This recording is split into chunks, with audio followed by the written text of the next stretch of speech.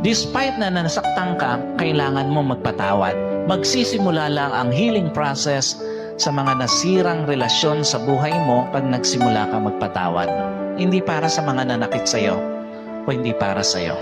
Hindi para doon sa mga tao na hindi ka pinahalagahan, for you to be able to see that God has a better plan. Kailangan mong magpatawad para makita mo yung another phase na nag-iintay sa buhay mo.